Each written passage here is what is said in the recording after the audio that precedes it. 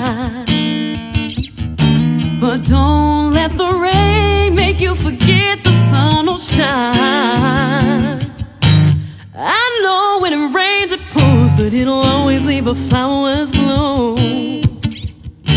And what I see in you is a precious rose and tune. Welcome, family and friends, to Benita Carter Presents. I am glad to be here tonight, and I think tonight is going to be a really interesting night. We have a really wonderful guest with us who has got some news for us that I think everyone is going to want to know about and hear. At least everybody should know that this particular organization exists. And in just 1 minute, I'm going to introduce her, and we'll hear what she has to say. Okay. Like I say, my name is Benita Carter, and you are now on Benita Carter Presents. And what we do is, our focus is sex trafficking and prostitution. That is our main topic here of discussion. And what we do here is we do provide training and education on the issue of prostitution. For those of you that may need some training in that area or have a need for groups, for whatever you need, we do provide that. And if it's something that we don't do, we can refer you to individuals that do the training, specific training that you might be interested in. And like I say, that is our main topic of discussion, is sex trafficking and human trafficking. But we will be talking about other topics of interest as well that people are interested in, such as racism and poverty and things like that. So I'm just gonna, I'm going to tell you, stay tuned. We're on at least 2-3 times a month. And so we have Human Trafficking Awareness Month coming up in January, and Black History Month in February, and we have some really interesting topics to talk about. So I hope that you'll stay tuned with us. I'm going to ask you to please share this video, because there's people that may need to know that the organization that we're going to talk about tonight exists and where they're at and what they have to say. So please share, because there might be people that you know that might be in this life, and they might need to hear this and know that there is some place for them to go, or some, a way to find help in some way. So just share and like and make a comment. Let us know what's on your mind. How do you feel about this? What's going on with you? So please make sure to do that. I think that other people will be really happy and grateful for that, because a lot of people don't really talk about the issue of sex trafficking and prostitution for many different reasons. And we do. And there are others that do as well, but we do it on on here, on Facebook, on Benita Carter Presents. So we're trying to let people know that we do talk about this issue. We're not scared of the issue. I myself am a survivor. And so we have lots to share and to talk about. So just spread the word and let others know to come on. With that, I'm going to introduce the guest that we have tonight. Her name is Nikki Bell. Ding, ling, ling, ling. She's a beautiful, a little dry humor. But her name is Nikki Bell, and she is from an organization called LIFT, that's Living in Freedom Together. And what she does is elevate and empower other survivors. She's one of the leading survivor leader, one of the leading survivor leaders in the United States right now. And her organization is one of the top, I'm going to say the top 2. So I really want you to hear from her and hear what she has to say. And we're just going to ask her some questions, because what she is Nikki is in the trenches. I mean, she's not just out there she does trainings and she does a lot of educating, but what she does on a daily basis is she gets into the trenches. And what do I mean by that? I mean, she gets in there and she's face to face with the ladies. The ladies that are coming off the streets, that have been homeless, that are drug addicted, that have nowhere to go, no one to talk to. Nikki's right there to say, we're here for you. And there's not a lot of organizations or people that are actually in the trenches. So for that, I just take my hat off and I thank her for that, because that's where my heart is. My heart is in the trenches. It's with those women who need someone to say, I care and I see you, I hear you. And that is exactly what she's doing. So with that, I would like to introduce Nikki Bell from Lyft. She is a founder. And are you the president of our executive director? Chief Executive Officer. Okay, Chief Executive Officer, good. Okay, thank you so much, Nikki, for coming on.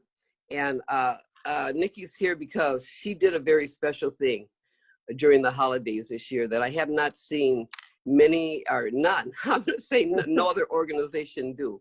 But before we talk about that, I would just like you, could you just start off and just introduce yourself and just tell us a little bit about Lyft and why Lyft? Why did you start Lyft? Sure. First, thank you for, I'm grateful to be here with you tonight, Vanita, and honored to be sitting here with you. So, as you said, I'm the founder and chief executive officer of Lyft. And I actually started Lyft because when I exited the life 6.5 years ago, there were no support services for me. And it's ironic that I'm sitting here with you because the first conference I actually went to was your Breaking Free conference 6 years ago. And for me, realizing that there was this whole community of women that had survived what I had survived, and that were doing this, you know, groundbreaking work, made me feel like I had, I had something of value to offer this world apart from my body, right? And so that's initially why we started Lyft. Lyft started as a support group, and then from there kind of evolved. We recognized that, women that were actively involved in street prostitution weren't going to come to a support group no matter how much pizza we offered, right? Like there was a driver, draw for them. And so we evolved to a drop-in center, and then from there, realized that we had a real need for treatment for substance use disorder for survivors in our community. And so we opened Jana's Place, and now in a couple of weeks we're actually going to be opening a shelter for people actively involved in prostitution to be able to have a safe place to go. Well, talk a little bit. There is a great need for that, I know. Yeah. But a lot of people are saying right now that they think that just because of COVID that's slowed things down. What are you seeing? So I will tell you, we actually opened an emergency shelter during the height of COVID because, the only people out there on the streets were exploited women. Other outreach organizations were reporting to us that literally like, Nikki, your women are the only women out there. And there was, a lot of the women were initially reporting to us that it was business as usual, like with the buyers, with pimps, like they weren't saying, oh, there's a global health pandemic happening, but, right, they don't come care. in, and it just really shows the value that sex buyers have for prostituted women, right? It's like you can't socially distance and be involved in prostitution. Like you can't have a mask on and give a blowjob, right? Like it's just not possible to engage in prostitution at a safe social distance, right? And so it just really goes to show like how much buyers care about the women that they're buying access to, and also how much they care about their families, right? I was just gonna say that. They're going out at, paying to access some vulnerable woman's body and then going back to their families like, nothing happened. Right. And that says a whole lot about who, this is all about supply and demand, is it not? Multi-billion-dollar industry. Yep. And so here they are during COVID, people actually, dying. Yeah. And they're still out there. You know what I mean? It really does say a lot. We have a lot of work to do. Although we've done a lot, we still have a lot to do. We have a lot to go. I heard from one survivor on the East Coast. She works mainly with kids, and she told me that prior to COVID, 30% of her clientele, which are kids, boys and girls, she said were trafficked by a family member. Oh, yeah. And she said since COVID, it has gone up to 35%. Yeah. Now Oh, yeah. that's a sad, I mean, it's just sad all the way around. Yeah. People are thinking, oh, well, that's at least that's slowed down. That's ended. I don't think that anyone is. But it's sad when we can sit here and say that here you are still doing out there on the streets because there's still such a need. Yeah. There's still women on the streets having to do this. They don't, they have no choice. We talked about pimps and we talked about tricks. They had no choice. Many of them, I mean, they don't. No. So this is saying something, and we need our community to wake up to this and understand, hey, this isn't just going to go away. We have got to get people to understand that this just is not going to disappear. No. It's going to take some real, which you're working on, some real political action to shut this down. You know what I mean? But you know, Nikki, here, one thing that you said that I read about, I think I read this on the internet. You said something, because women do need services right now. They need them now, I'm saying, and this is how I believe, more than ever. Yeah. When we have nothing but tents right here in Minnesota, and it's freezing here. And I know it's cold in Boston too, but there's tents up all over. There's just no housing for women. And, you know, I hate to say, but for some of them with children, you know, but you said something. You said it doesn't need to, I'm sorry, it's kind of dark here, but you said it doesn't need to be people telling survivors what they need to do to get help. It needs to be people asking survivors what they need to get help and then connecting them with those services. You changed it around. They need to ask and not tell.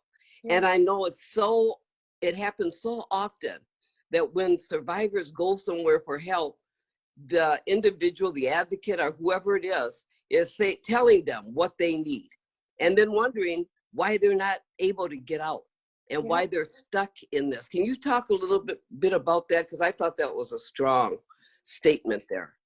Yeah, you know, it's interesting because, you know, you have all of these like community, you know, I think what happens is, you know, we have people in privilege, you know, like privileged people designing programs for people that they don't understand or even ask like what it is, or, like what they need support with, right? And so, you know, I think about, for myself, I remember like being arrested and this judge saying, you know, Miss Bell, I'm gonna let you out, but you're gonna go to 5 Alcoholics Anonymous meetings a week. And I was like, you know, Your Honor, those don't really work for me. And he was like, well, you're gonna go anyways. And I was like, okay, if you're gonna let me out, I'm gonna agree to this, right? But I'm like thinking in my head, I'm gonna be back here, right? And no fail, I was, right? Because that's not what I needed, right? I needed housing. I needed counseling for the violence I'd experienced. I needed another survivor to look at me and you know, provide hope, right? Provide hope for me. Because, you know, a colleague of mine says all the time, it's like, you know, survivors show up with dreams. It's up to us to provide that hope, right? And everybody's dreams and needs are different. And so, you know, we make the assumption, like we look at someone and we're like, oh, they need housing, they need substance use treatment, they need, you know, and what they might be asking us for is food, right? And so it's not for us to say, you need to go to this, this, and this, and then we'll provide you with water, right? We need to meet the needs that people are presenting. And then what happens is then survivors start to trust you, right? And it's like, hey, I've asked for these things and they've helped me with them. You know what? Maybe I am thinking about treatment. Now I know where to go for help, right? That's right. But and that's the thing, and that's how they come back. Oh, yeah. Yep. See, and I think that is really powerful because that is the difference between, excuse me, a survivor-led organization and a non-survivor-led organization. The thought, the way of thinking about how to provide services is totally different. It is really kind of the actual opposite, you know, because when you're working with people, just like you say, and if they're coming off the streets, they're not necessarily wanting a long list of places to call at that second. You know what I mean? For housing, they might just need to sit down on your sofa, put their head back and take a couple hour nap. You know what I mean? Put something in their stomach because they haven't eaten for 24, 30 hours or what have you. Yeah. And it's interesting because like like women will show up, and it's like oftentimes it's like they're telling us that they need to sleep, right? And we're like, you know, no, you need treatment, or no, you need this. And it's like, you know, they don't they don't have a voice in anything that's happening to them on the street, right? They don't Right. have a choice in any of that, right? So it's That's our right. job to provide options and choices for people, and honor what those are, right? And so it's Yeah. not for us to look at them and say, oh, well, you need to do X, Y, and Z. No, if they're hungry, give them some food. That's If right. they're tired, let's give them a blanket, right? And let's honor like that, like they have choices Yes. in the space that we're providing for them, and it's our job to honor their decisions and choices. That is so true. And that just brings me into the project that you did, that you've been doing it since you guys have been open. And you've been open since, for how many years? Is it 7, 8? Since 2014, so we're Oh, going to be going on 7 years. Yeah. see, that is really good.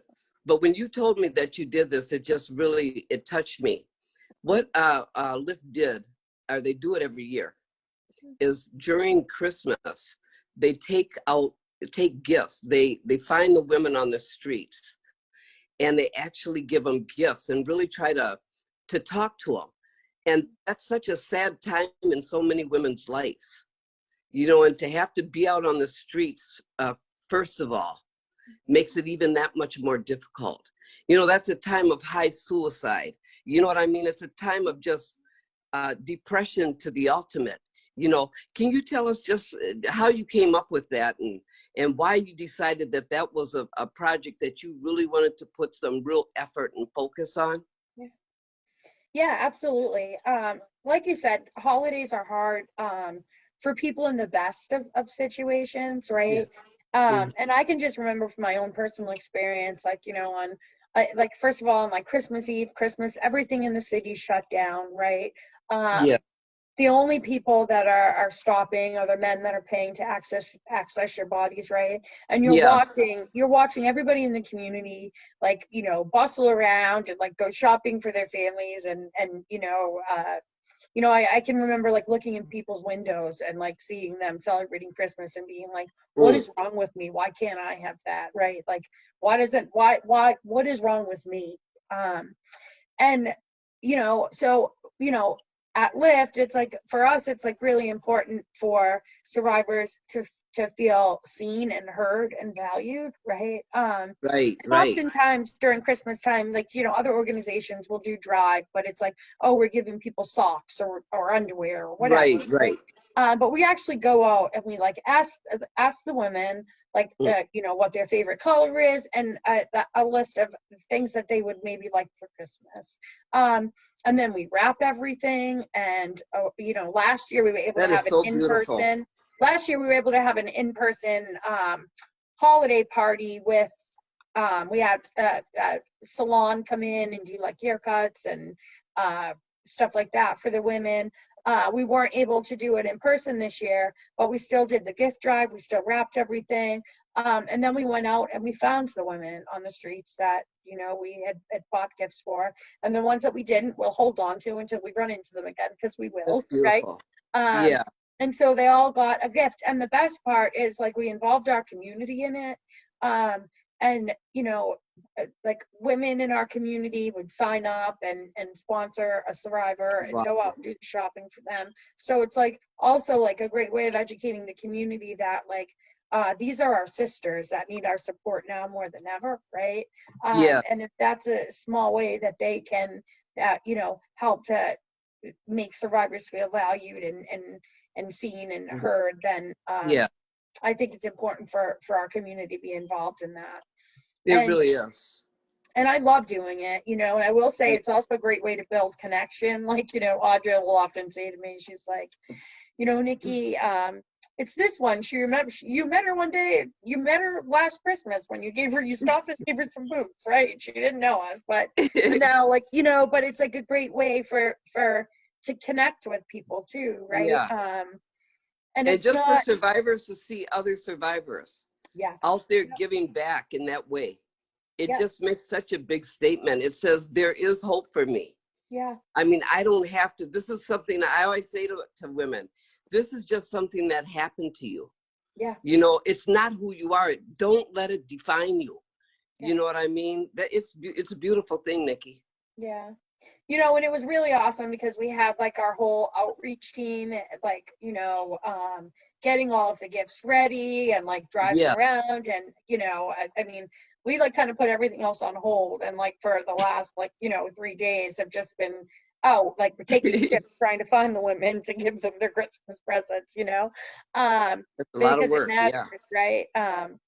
And also, you know, it's hard because a lot of people are like, oh, well, if you give them presents, they're going to sell them. And it's like, okay, and like it's for us, it's about we give, right? And what they do with that, they're surviving today, right?